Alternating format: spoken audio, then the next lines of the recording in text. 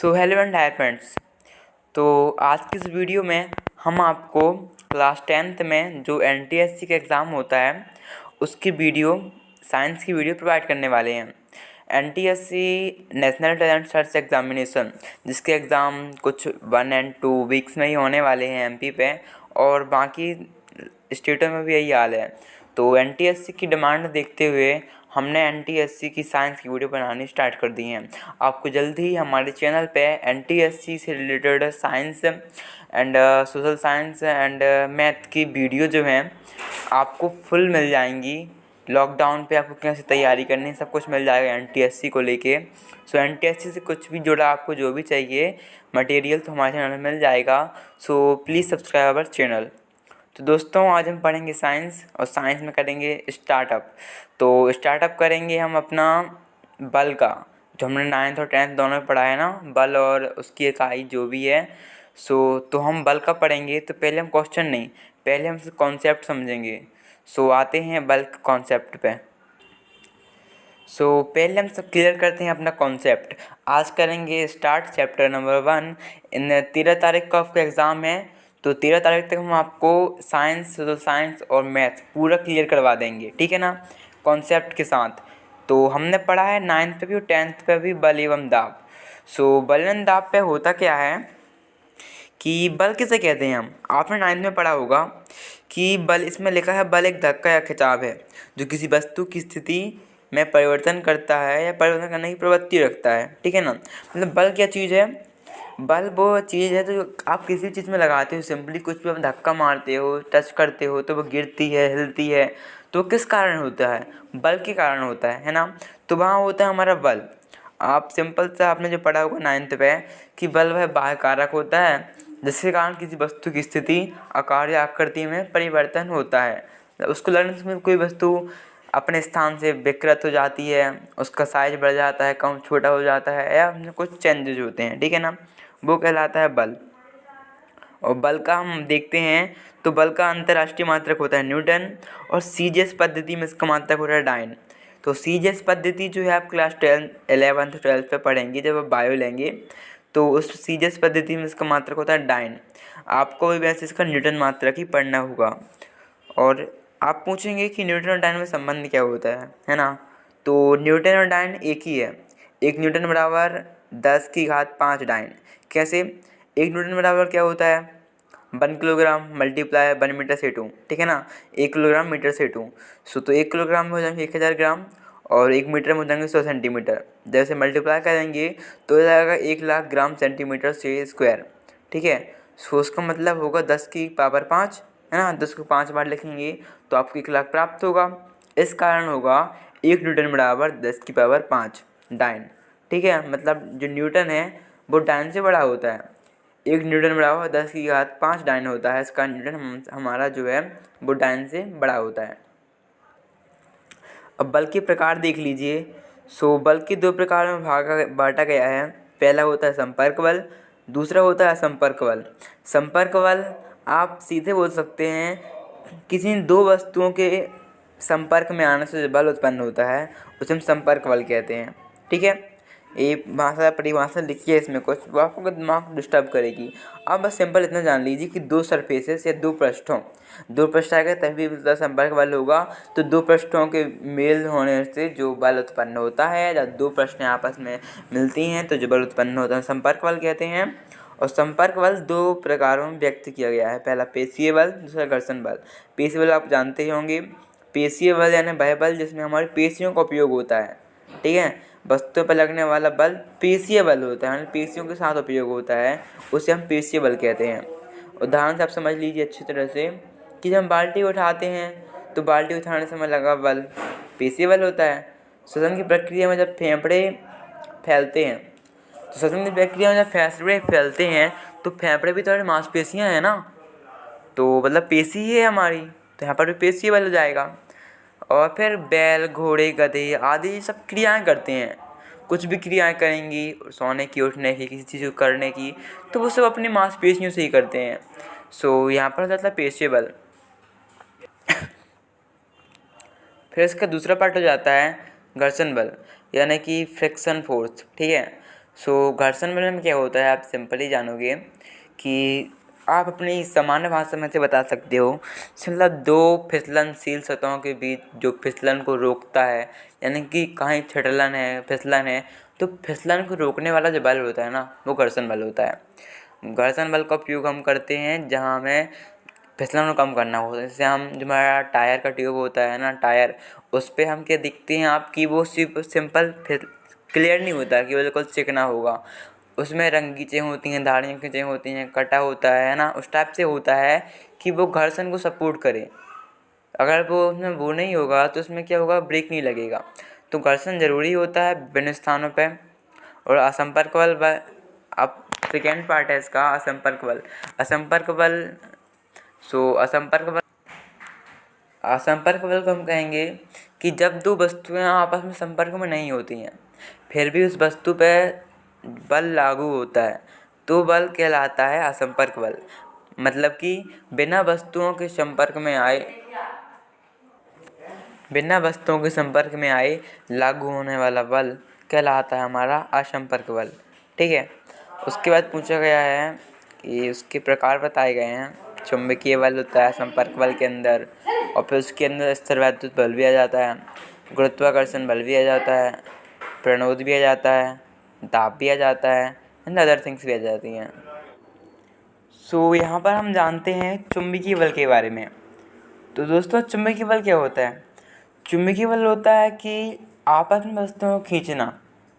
आपने सुना होगा लोहा में जो होता है, लोहा धातुओं में होता है चुंबकत्व गुरुत्व, तो वही मैग्नेटिक फोर्स की बात कर रहा है जो धातुओं में पाई जाती है। ठीक है ना। तो जब एक चुंबक दूसरी चुंबक को बिना संपर्क में आए ही, मतलब बिना टच किए ही उसे अपने अंदर खींचती है, बल लगा सकती है। तो चुंबक द्वारा लगाया गया इस प्रकार के बल को, मतलब बिना आपस में आए, क्योंकि ये किसका उदाहरण है, असंपर्क बल का। तो उसे हम वही बता रहा है कि चुंबक बल जो होता है बिना संपर्क में आई वस्तु को अपने पास खींच लेता है, इस कारण वो किसका उदाहरण हुआ, असंपर्क बल का। ठीक है। सेकेंड पार्ट में जो देख रहे हैं वो है स्थिर वैद्युत बल। तो स्थिर वैद्युत बल क्या कहता है कि एक अवेशित वस्तु है, वो दूसरी अवेशित वस्तु को, या दूसरी वस्तु अवेशित हो या ना हो उससे फर्क नहीं पड़ता, एक अवेशित वस्तु है वह दूसरी अवेशित वस्तु या अनावेशित वस्तु पर लगाती है बल, तो उस बल को हम कहते हैं स्थिर वैद्युत बल। तो यहाँ पर कंडीशन वही बताई जा रही है कि जो अवेशित वस्तु हो रही है ना, जो हमारे पास अवेशित वस्तु है एक, वो दूसरे अवेशित वस्तु को अपने आवेश के द्वारा ही, अपनी इलेक्ट्रिसिटी के द्वारा ही अपनी ओर खींच लेती है ना। मतलब टच नहीं करती एक दूसरे को, अपने आवेश से अपने पास खींच लेती है। तो यहाँ पर कोई संपर्क नहीं हो रहा है दोनों पे, इस कारण यह एक असंपर्क बल का उदाहरण है। ये बताया, प्रूव किया जा रहा है। गुरुत्वाकर्षण बल, तो क्या होता है गुरुत्वाकर्षण बल? आप बहुत अच्छे से जानते हैं कि पृथ्वी पर प्रत्येक पिंड एक दूसरे को अपने ओर आकर्षित करता है। ठीक है।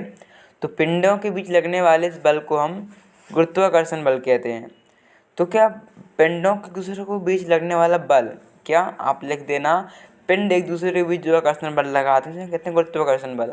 एग्जाम्पल, आपने कोई वस्तु को ऊपर फेंका, ठीक है, और जो धरती में जो हमारा होता है गुरुत्वाकर्षण बल, तो उस गुरुत्वाकर्षण बल द्वारा धरती बिना संपर्क में आए, कि वस्तु के संपर्क में है क्या, नहीं, वो उस वस्तु के संपर्क में हमारी धरती नहीं है, टच नहीं है ना उससे, बिना टच किए हुए भी धरती जो है अपने बल द्वारा उसे ऊपर से नीचे खींच रही है।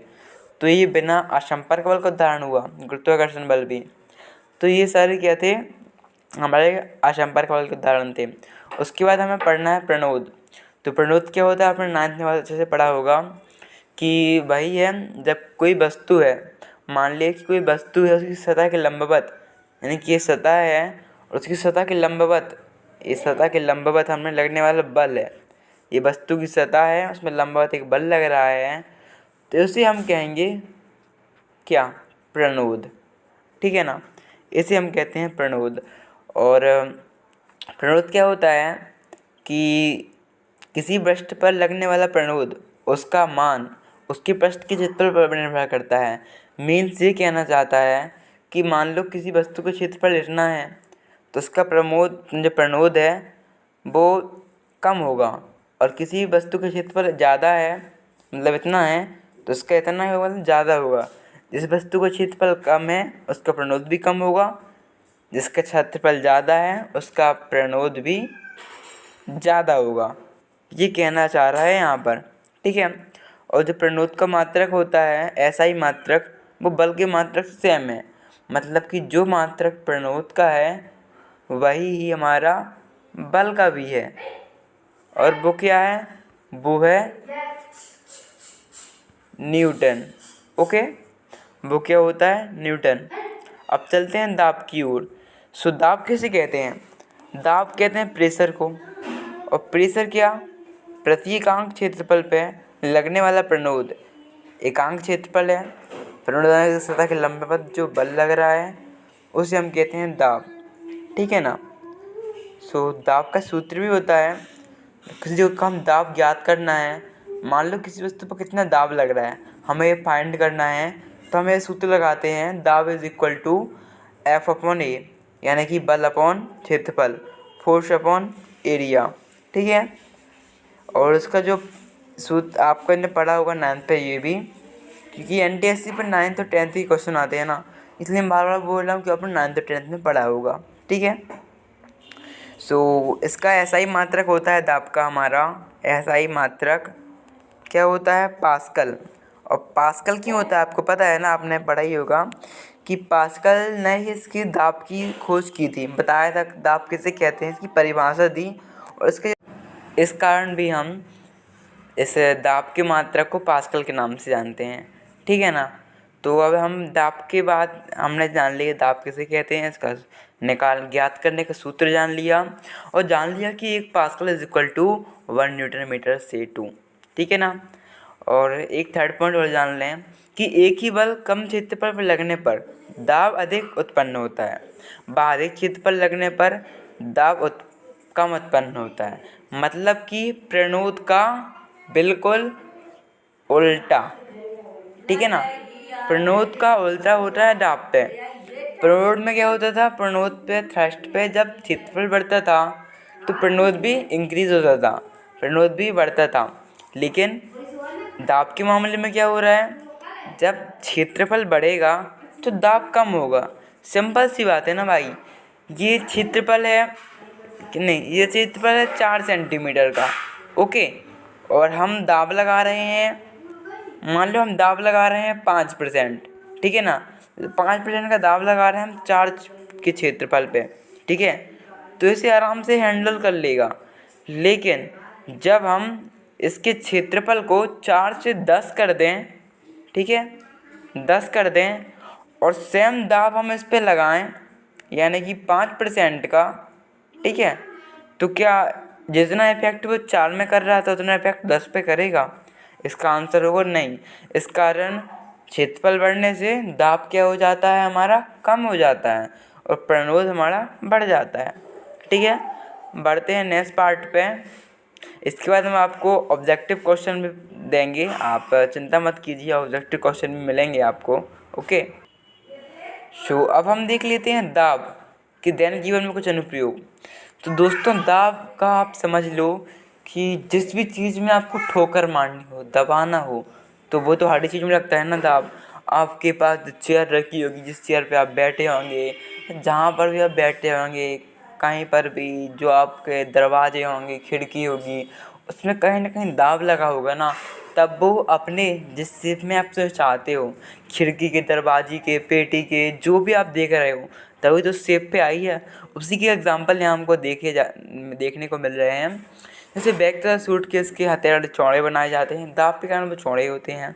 भवनों की नींव में चौड़ी बनाई जाती है, कुछ जो भी मकान की दीवारें होती हैं दाब लगा के, आलपेन धागे, तिनके एवरीथिंग अबाउट एनीथिंग, उस पर कहीं ना कहीं दाब का उपयोग होता है। ठीक है ना। तो वही बताया गया है दाब के अनुप्रयोग। अब हम आएंगे अपने ऑब्जेक्टिव टाइप क्वेश्चन में। तो लेट स्टार्ट द क्वेश्चंस। तो आप तैयार हो जाइए क्वेश्चंस के लिए। सो क्वेश्चन की ओर हम बढ़ चुके हैं और हमें फर्स्ट क्वेश्चन मिला है कि बल की CGS इकाई क्या है। तो हमने अभी पढ़ा कि बल की अंतर्राष्ट्रीय इकाई न्यूटन होती है और CGS इकाई क्या होती है? डायन होती है। आपने पढ़ा ना। सो वही है, इसका आंसर हो जाएगा डायन। ठीक है ना। क्या हो जाएगा आंसर? डायन। अपना अच्छे से पढ़ा कि 1 न्यूटन में 10⁵5 क्या होते हैं? डायन होते हैं। ओके, सो सेकेंड क्वेश्चन हमको देखने को मिल रहा है, वस्तुओं के संपर्क में आने से उत्पन्न बल कहलाता है। तो यार कोई भी लॉजिकली समझ जाएगा कि जब भी संपर्क में बोल रहा है तो संपर्क वाली ऑब्जेक्टिव में दिया भी गया है तो इसका संपर्क बल ही होगा ना। संपर्क में आने से कौन सा बल उत्पन्न होगा? संपर्क बल। हमने पढ़ा भी संपर्क बल। ठीक है, थर्ड क्वेश्चन देखते हैं कि यदि किसी वस्तु पर कोई बल ना लगे तो क्या होगा। और फर्स्ट ऑब्जेक्टिव दिया गया है हमें कि आकार विकृत हो जाएगा। विकृत आने की मुड़ जाएगा। अब भाई आप ही बताओ, जब किसी वस्तु पर कोई बल लग ही नहीं रहा है तो उसका आकार मुड़ेगा कैसे? भाई ये वस्तु सीधी रखी है, इस पर कोई बल नहीं लगा रहा तो मुड़ेगी कैसे जी? मतलब कि हमारा फर्स्ट ऑप्शन हो जाएगा रॉन्ग। ठीक है ना, फर्स्ट ऑप्शन गोस रॉन्ग। सेकेंड क्या दे रहा है कि तेज़ी से मुड़ेगा। मुड़ेगा ही नहीं ना, बल लग नहीं रहा है तो मुड़ेगा भी नहीं, तो ये दोनों जाएंगे रॉन्ग। थर्ड देख लीजिए, या तो विराम में होगा या गति करेगा। मीन्स कोई बल नहीं लग रहा है तो जब वो विराम में था तो विराम पे ही रहेगा, कोई बल नहीं लग रहा है। और यदि वो गति में होगा तो गति करते ही जाएगा क्योंकि उसे रोकने के लिए कोई बल नहीं लग रहा है। तो हमारा आंसर हो जाएगा क्या? सी। ठीक है ना, डी भी देख लेना ऑब्जेक्टिव, तो डी भी नहीं होगा, गति करना बंद कर देगा। मतलब पहले गति कर रहा था, अब बल तो लग ही नहीं रहा है तो भाई गति करना बंद करेगा कहाँ से? तो ये सारे ऑप्शन हो जाएंगे रॉन्ग और हमारा राइट आंसर होगा सी, या तो विराम में होगा या गति करेगा। ठीक है, अब फास्ट फॉरवर्ड करते हैं। फोर्थ क्वेश्चन है, 1 न्यूटन का बल लगाते हैं तो लगभग द्रव्यमान रखते हैं। तो आप जान लीजिए 1 न्यूटन बराबर होता है हमारा 100 ग्राम मास। ठीक है, यानी कि 100 ग्राम द्रव्यमान। तो उसे याद करने की चीज़ है, इसलिए आप यहाँ होगा हमारा बी, 100 ग्राम द्रव्यमान रखते हैं, आप ये समझ लीजिए।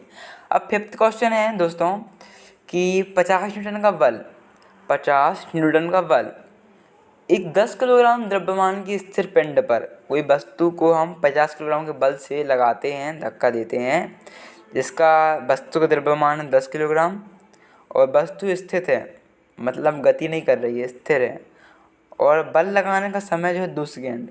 तो पिन में वेग कितना उत्पन्न होगा, वेलोसिटी क्या होगी? तो वेग का भी सूत्र होता है ना, वो होता है, क्या होता है, v = u + at। आप इससे से आराम से याद कर सकते हो। तो इसमें आपको पूरा सॉल्व करता हूँ। दोस्तों सॉल्व करने से पहले मेरा न्यू चैनल है, आपको मैं हर class 10th class 11th 9th हर क्लास की मतलब कि बेस्ट वीडियो प्रोवाइड करूँगा। और अभी NTSC की वीडियो तो मैं स्पेशली आपको बिल्कुल ऐसे प्रोवाइड कर दूँगा कि आपका नाम सिलेक्ट हो ही जाएगा, है ना। फर्स्ट स्टेज के लिए तो बिल्कुल आप टेंशन ही मत करना। आपको साइंस, सोशल साइंस और मैथ की इतनी ज़बरदस्त ऑब्जेक्टिव और वीडियो कॉन्सेप्ट के साथ क्लियर करूँगा ना कि आप बिल्कुल आराम से ना पास हो जाओगे। तो प्लीज़ मेरे चैनल को सब्सक्राइब कर लेना, बेल आइकन को ऑन कर लेना और वीडियो को लाइक कर लेना यार, मोटिवेटेड होता हूँ मैं। ठीक है ना। तो आपको 5वीं का आंसर प्रोवाइड करते हैं। सो 5वीं का आंसर, तो दोस्तों 5वीं का आंसर मैंने नोट कर लिया था, आपको सॉल्व करवा देता हूँ। तो उस वस्तु को जो बल लग रहा था वो 50 किलो लग रहा था, है ना, मतलब 50 न्यूटन का बल लग रहा था। तो हम यहाँ लिख लेंगे बल 50 लग रहा है और बस जो पिंड था, पिंड का वजन था 10 किलोग्राम। ओके, ठीक है ना, ये देख लीजिए पिंड का वजन है 10 किलोग्राम, यानी कि न्यूटन हो जाएगा, फोर्स मास हो जाएगा 50 और द्रव्यमान हो जाएगा हमारा 10 किलोग्राम। द्रव्यमान की स्थिर पिंड पर, पिंड कैसा है, स्थिर, यानी कि हमारा प्रारंभिक वेग यानी कि u कैसा हो जाएगा, 0 हो जाएगा। ओके, और 2 सेकेंड के लिए लगता है, यानी कि टाइम हो जाएगा 2 सेकेंड। ओके, सो हमने देख लिया बल 50 न्यूटन था, द्रव्यमान 10 किलो है, प्रारंभिक वेग यानी u स्थायी था तो 0 होगा, टाइम लगा 2 सेकेंड का। हमें ज्ञात करना है v यानी वेलोसिटी। सो इसका सूत्र तो होता है simply u = v + u + at, पर हमारे पास a यानी कि इसका जो एरिया है वो हमें फाइंड नहीं है। ठीक है ना, तो हमें a एरिया ज्ञात करने के लिए क्या कर, सो इसका एरिया ज्ञात करने के लिए हमें क्या करना होगा, न्यूटन की गति द्वितीय नियम की सहायता लेनी होगी। उसमें क्या होता है, F is equal to M multiply A होता है। सो हमारे पास F है 50 न्यूटन, M है 10 और ए हमें फाइंड नहीं है, तो ए इज इक्वल टू हो जाएगा 50/10, ठीक है। तो हमें ए फाइंड हो जाएगा हमारा 5। अब इस समीकरण में यानी कि भी वाले गति समीकरण में भी के सूत्र में हम रख देंगे, पुट कर देंगे इसके मान को। सो प्रारंभिक वेग 0 था, तो यहाँ हो जाएगा 0 एंड जो हमारा ए था, ए का मान अभी मिला 5 और टी आने के टाइम में बस 2 है। सो हम क्या कर लेंगे, भी हो जाएगा 5 दूनी 10 और 0 करेंगे तो 10 ही आएगा, और मीटर सेकेंड हो जाएगी इसकी इकाई, तो इसका आंसर हो जाएगा हमारा 10 मीटर सेकेंड। ओके, सो इसका आंसर हम टिक कर लेंगे सिंपली, क्या हो जाएगा 10 मीटर सेकेंड। ओके, छठवां क्वेश्चन है, जब किसी वस्तु की गति त्वरित होती है तो उसकी क्या होता है, उसकी चाल में कभी कभी वृद्धि होती है। नहीं, इसका आंसर हमारा डी होगा, 6th का आंसर होगा डी। क्यों? क्योंकि जब कोई वस्तु गति त्वरित होती है यानी गति कम होती है, उस पर सदैव कोई बल कार्य करता है। मान लो एक वस्तु गति करती जा रही है, अब क्या बोल रहा है, गति त्वरित होती है। मान लो कि 10 मिनट में 5 किलोमीटर किया, फिर इसकी धीरे धीरे कम होती गई, 10 मिनट में फिर ये 2 करने लगा, फिर 1 करने लगा, फिर 0 में पहुंच गया, तो इसमें कोई बल लग रहा है। मान लो ये गाड़ी 50 की स्पीड में आ रही है, आपने बुलडोजर से रोका, तो ये थोड़ी देर तक आपको आगे धक्का देगी, लेकिन ये फिर धीरे धीरे करके हो जाएगी, धीरे कम हो जाएगी और फिर रुक जाएगी, है ना। तो वही केस हो रहा है, बल लग रहा है, इस कारण गति कम होती जा रही है। बल का मात्रक आपने पढ़ा होगा 9th पे, न्यूटन, और न्यूटन को कहते हैं किलोग्राम मीटर C/2। न्यूटन तो है नहीं है, डायन भी नहीं है, तो हम किलोग्राम मीटर C/2 लगा देंगे। ओके, अब बढ़ते हैं क्वेश्चन नंबर 8 की ओर। क्वेश्चन नंबर 8 कह रहा है कि एक पिंड स्थिर है तो क्या होगा। तो यदि एक पिंड स्थिर है तो उस पर लगे सभी परिणामी बलों का मान 0 होगा, ठीक है। क्वेश्चन नंबर 9 क्या कह रहा है कि पहिए में बॉल बढ़ाने का काम होता है, तो पहिए में बॉल बढ़ाने का काम यह होता है कि वो घर्षण को बढ़ा सके। और कौन सी घर्षण को बढ़ा सके, गतिज, क्योंकि पहिया क्या करता है, गति करता है ना, और उसी गति के कारण तो हम आगे बढ़ते हैं, तभी तो पहियों का इन्वेंशन हुआ ना कि हम आगे जल्दी से स्पीड ग्रहण कर पाएँ। उसका 9वें का आंसर जाएगा हमारा बी। ओके, 10वां क्वेश्चन देखते हैं कि मेरी सड़क पर फिसल जाते हैं, इसका कारण क्या होता है। तो घर्षण की कमी, मतलब घर्षण की कमी क्यों से, क्योंकि मतलब घर्षण की कमी इसलिए हो रही है, हम थिटल रहे हैं, मतलब कि क्या, वहाँ पर फिसलन ज़्यादा है, हो रहा है, मतलब कि घर्षण की कमी है। और 11वां क्वेश्चन है, एकांक क्षेत्र पर लगने वाले प्रनुत्व क्या कहते हैं। तुमने अभी अपने थ्योरी में पढ़ा था कि उसे दाब कहते हैं। 12वां क्वेश्चन देख लीजिए कि दाब का मात्रक होता है, पढ़ाता है न्यूटन मीटर C/2 होता है। द्रव की गहराई बढ़ने के साथ द्रव बढ़ता है, द्रव का बढ़ता है। ओके, तो ये क्वेश्चन सो इसका आंसर द्रव की गहराई बढ़ने के साथ, क्योंकि गड्ढा होगा तो जो गड्ढे पे ना गहराई करने में गड्ढा करना पड़ेगा, ठीक है। तो जो द्रव नीचे जाता जाएगा ना, तो कोई वस्तु नीचे जाती है ना, कोई भी वस्तु, आप द्रव की छोड़ो, कोई भी वस्तु जब नीचे जाती जाएगी ना, तो उसका दाब जो बढ़ता जाएगा। सिंपल सा क्वेश्चन है, इसका आंसर हो जाएगा राइट हो जाएगा, बढ़ता है, ठीक है। 14वां क्वेश्चन देख लेते हैं। तो द्रव में वस्तु तैरती है जिसका घनत्व द्रव से कम होता है। ओके, मान लो कि आप एक किसी पानी पे आप पत्ती डाल दोगे तो पत्ती तैरने लगेगी। वहीं उस द्रव पे आप 2 किलो का लोहा डाल दोगे, प्लास्टिक डाल दोगे, तो वो नहीं तैरेगी। आपने अपने दैनिक क्रियाकलापों में उसको नोटिस किया होगा, तो वही आपको बता रहा है। इसका हो जाएगा क्या, ए, द्रव से कम हो। ओके, आज हम आप पूरा बल का ना चैप्टर ख़त्म ही करवा देंगे। वीडियो लंबी होगी पर आपके काम की होगी, ना सिर्फ आपको NTSC पे बल्कि आगे किसी भी कंपटीशन पे आपको ये हेल्प करेगी। ओके, सो वीडियो पूरी देखना, कतराइए मत। आगे बढ़ते हैं हम। सो दोस्तों, बढ़ते हैं क्वेश्चन नंबर 15 की ओर। तो क्वेश्चन नंबर 15 है, उत्प्रेक्ष होता है। उत्प्रेक्षी आपने सिंपली 9th में पढ़ा होगा यार, ठीक है।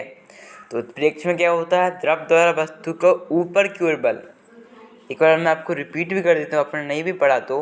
उत्प्रेक्षी यानी कि जब किसी वस्तु को आप डालते हो जल पे, तो वो जल उस वस्तु को ऊपर की ओर फेंकता है ना, उसको उत्प्लावक बल कहते हैं, उत्प्रेक्ष भी कहते हैं, ठीक है। वस्तु को द्रव ऊपर की ओर फेंकता है, ठीक है। तो उत्प्रेक्ष होता है द्रव द्वारा वस्तु की ऊपर की ओर बल, मतलब ऊपर की ओर फेंकता है ना, इसका आंसर हो जाएगा द्रव द्वारा वस्तु की ऊपर की बल। उत्प्रेक्ष यानी कोई वस्तु को जल द्वारा ऊपर फेंका जाना, किसी तरफ द्वारा ऊपर फेंका जाना, ठीक है। एकांक आयतन को द्रव्यमान कहते हैं। तो एकांक आयतन को के द्रव्यमान को कहते हैं घनत्व।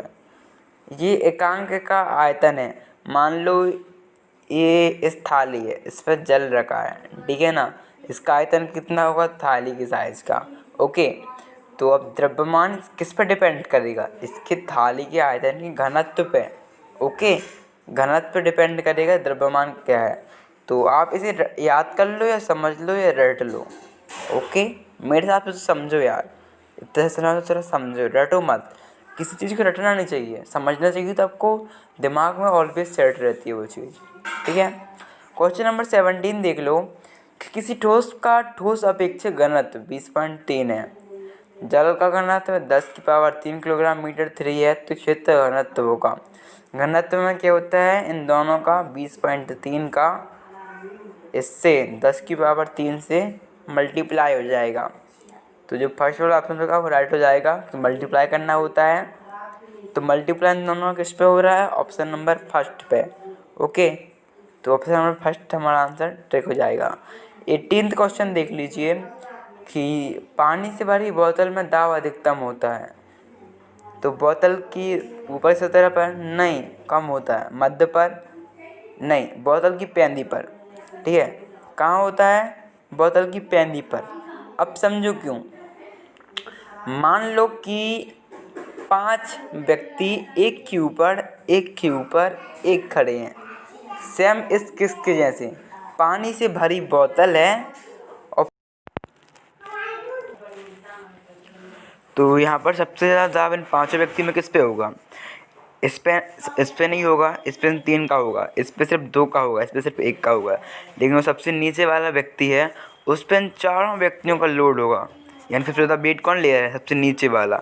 वहीं सेम कंडीशन बॉटल पे भी होगी। ये सब तो कुछ ले नहीं रहे हैं ना, पानी का ये भाग कम ले रहा है, ये भाग कम ले रहा है, जो पेंदी वाला भाग है वो पूरे भाग को अपने में ले रहा है, इसलिए सबसे ज़्यादा वेट कहाँ का होगा, पेंदी का होगा, ओके। तो हमारा राइट आंसर हो जाएगा इस पर। और नेक्स्ट पे 18वें क्वेश्चन पे डी बोतल की पेंदी पर, ओके। तो देखते हैं क्वेश्चन नंबर 19 क्वेश्चन क्या कहता है कि किसी बांध की तली मोटी बनाई जाती है क्योंकि, इसका आंसर हो जाएगा हमारा डी। और डी में क्या लिखा है, जल दीवार की तली पर अधिक दाब आरोपित करता है। देखो क्यों, ये बांध है, मान लो हमारा, इसके अंदर पानी है और इसकी बोला जो तली यानी कि जे जो पार्ट है इसे हम कहते हैं तली। तो कहते हैं तली मोटी बनाई जाती है क्यों, क्योंकि मान लो जो हमारा जल है जो अंदर, वो बाहर कहाँ से निकलने की कोशिश करेगा, वो बाहर निकलने की कोशिश यहाँ से करेगा, यहाँ पर दाब डालेगा, यहाँ पर प्रेशर डालेगा कि वो इस दली को तोड़कर बाहर निकल जाए। लेकिन यदि ये मोटी होगी, है ना, जिला हमारी मोटी होगी तो तोड़ के वापस कहाँ से निकलेगा। इसका हमारी तली को क्यों बनाया जाता है, मोटा बनाया जाता है। क्वेश्चन नंबर 20 देखते हैं।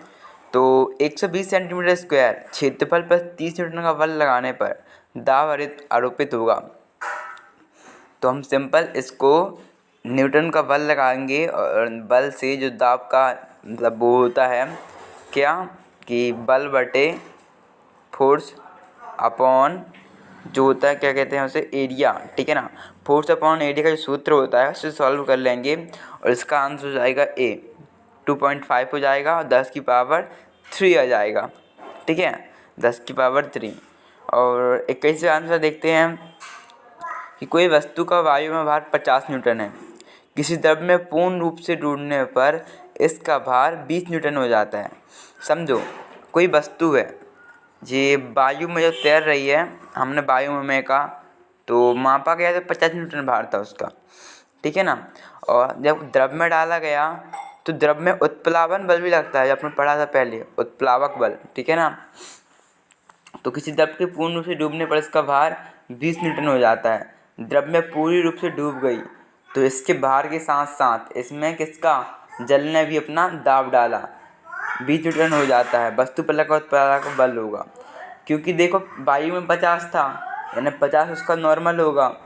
अब जब जल में डूबा, ठीक है, अब जब जल में डूबा उसका कितना हो गया 20, तो हम इसे माइनस कर देंगे, आ जाएगा 30। सो जल ने कितने न्यूटन बल कम किया, उसका 30 न्यूटन बल कम किया, ठीक है।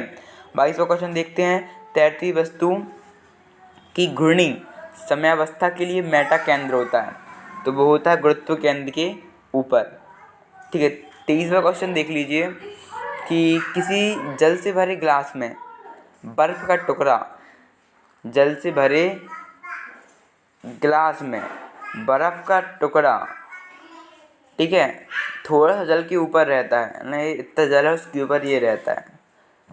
जब बर्फ पूरा पिघल जाता है तो जल का तल होगा, सो आपको तो होगा पानी बाहर निकल जाएगा, सिंपल सा, पानी उसके अंदर मतलब तल होगा। जल का तल पूछ रहा है, तल यानी कि नीचा पार्ट। अब देखो ये जल था, उन्होंने बोला जल की पर बर्फ रखा है, ठीक है, और जब भी बर्फ पिघल जाएगा तो तल में क्या परिवर्तन होगा, तो भाई जब जल पिघलेगा तो पानी बढ़ जाएगा, थोड़ा बर्फ का पिघल किया जाएगा तो थोड़ा बहुत नीचे गिरेगा, लेकिन उससे जो तल है, तल को कुछ प्राप्त हो ही ना पड़ेगा। इससे आप पूरा आधा जल निकाल दो, पूरा जल निकाल दो, जितना जल को तल पर प्रभाव नहीं पड़ेगा ना, तल पर कोई प्रभाव नहीं पड़ेगा, तल जैसा का तैसा रहेगा, पानी तो ऊपर से निकल जाएगा, ठीक है। सो इसका आंसर हो जाएगा हमारा ए। अब जल्दी जल्दी कर लेते हैं आंसर को, आप देख लीजिए। जल पारा व स्प्रिट 3 अलग अलग बोतलों से भरे जाते हैं, किस बोतल की तली सबसे अधिक दबाव पर होगी, तो पारे वाली, ओके। किसी वस्तु का जल में भार 8 न्यूटन है, उसके द्वारा विस्थापित जल का भार 2.5 न्यूटन है, तो वस्तु का वायु में भार क्या होगा। हमने आगे वाले क्वेश्चन में देखा था, जब हमने क्या किया था, देख लीजिए एक बार और, इसमें हमने माइनस किया था क्योंकि हमें जल का निकालना था, ठीक है, लेकिन हम फिर से वायु करना है ना, तो वायु में करेंगे 20 और 30 को प्लस कर देंगे, तो सेम यही पूछा है वायु में क्या होगा।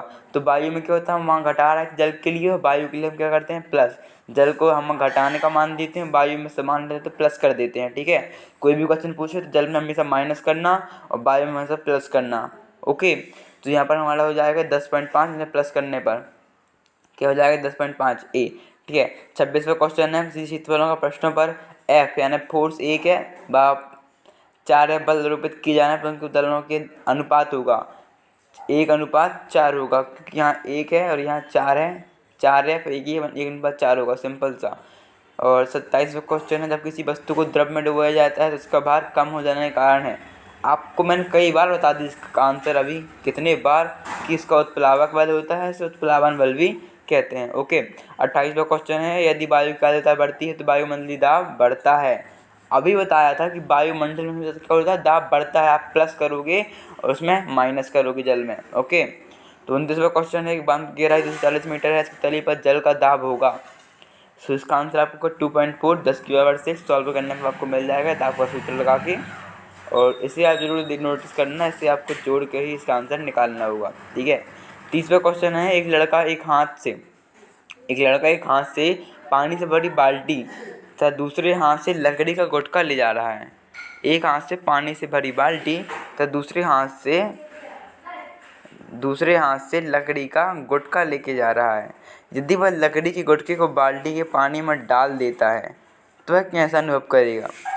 सो वह करेगा सामान्य भार का, ठीक है। इसका भी एक नियम होता है, ये बाल्टी है, ये बाल्टी पर जल की ऊपर लकड़ी का गत्ता है, तैरने लगेगा, जिस कारण उसे समान बल का ही प्रतीत होगा, जल उसके भार को क्या कर देगा, कम कर देता है, इस कारण से हल्का सा समान भार का ही अंतर होगा, थोड़ा बहुत होता है अलग ज़्यादा, ठीक है।